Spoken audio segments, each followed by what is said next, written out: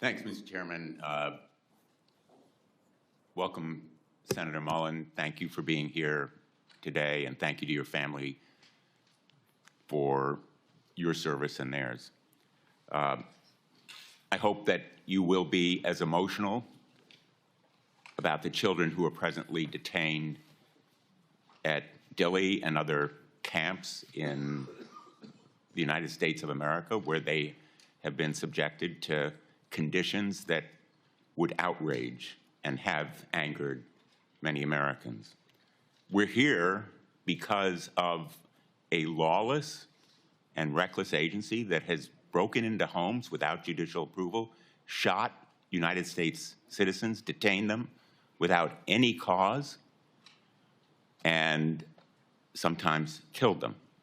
And I am looking for real substantive reform in that agency, as you and I have discussed when you came to talk to me. A break with the past, with former Secretary Noem and with the White House, Steve Miller and others who have used Kristi Noem in effect as a puppet to implement lawless policy. I welcome that you have stated you regret your statement after the killing of Alex Preddy. You said on Fox News, quote, "Unfortunately, an individual, a deranged individual that came to cause max damage with a loaded pistol with an extra mag that was completely loaded and shot and killed." And you regret that statement, do you not? I've already said that, sir, yes. And what about what you said about Renee Good after she was shot and killed? You appeared on CNN and you were asked whether you believed the shooting was justified, and you replied, quote, "Absolutely." Do you regret that statement as well? Senator, it's very clear that an officer had to make a split decision in that case as a car was running towards him and did strike him. At that point, that car becomes a lethal weapon. And an officer that there was another officer obviously giving her verbal commands. So are you saying, and I apologize for interrupting you, but yes, you're saying you do not regret that statement? I'm saying that the investigation is going on, but what we've seen... There is no investigation, Senator. In fact, that was my next question to you. Senator, don't you think there should be an investigation? My understanding is that there is. I will find out if I'm able to get confirmed.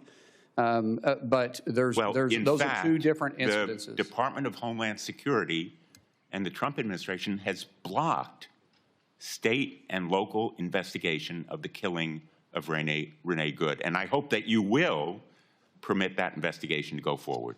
Senator, state and local investigation doesn't investigate federal. FBI does that through DOJ.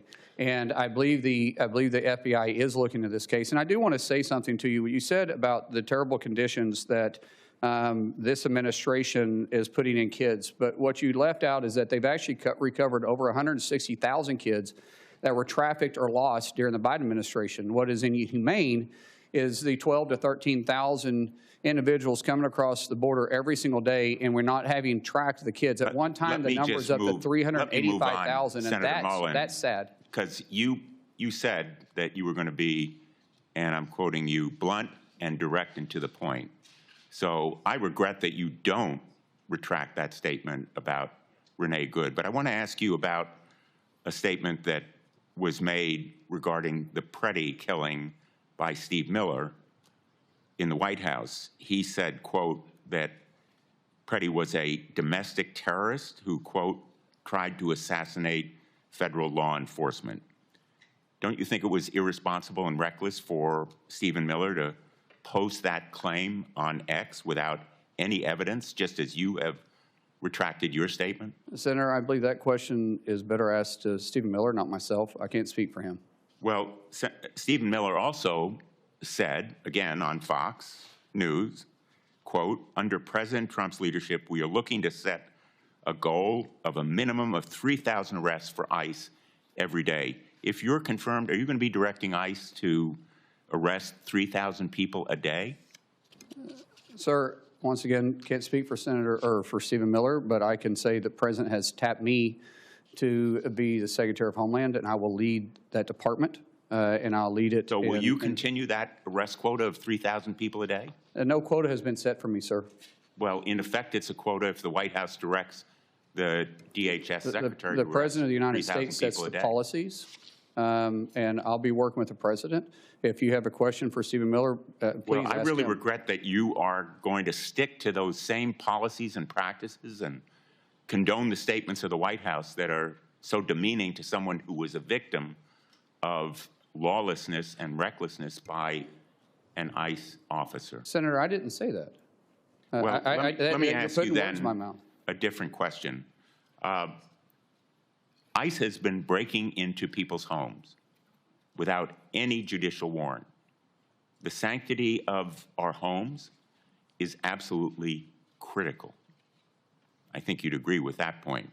And it is the law that a judicial warrant is required to forcibly enter someone's home. Kristi Noem acknowledged in her testimony in response to my questions that at least 28 break-ins have occurred.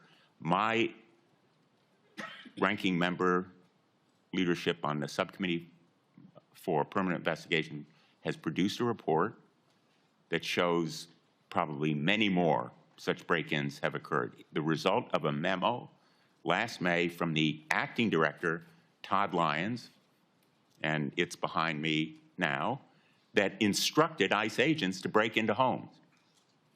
I understand that during your staff interview last week, you said that there would be no more such break-ins to people's homes without a judicial warrant. If confirmed, will you commit to me and the chair and ranking member of this committee and the American people that ICE will no longer instruct agents to break into people's homes without a judicial warrant? Sir, you're using the word break into people's houses very loosely. However, I have made it very clear to the staff, and I think when you and I spoke, that a judicial warrants will be used to go into houses, into place of businesses, unless we're pursuing someone that enters in that place.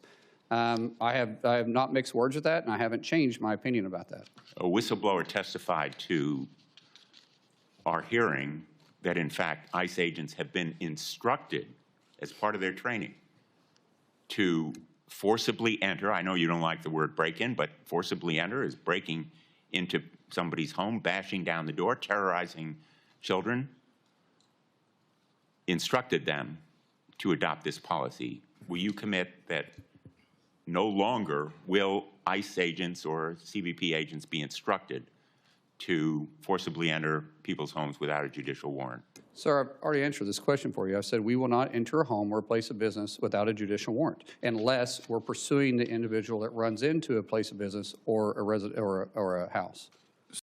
Support journalism you trust. Support PBS News. Donate now, or even better, start a monthly contribution today.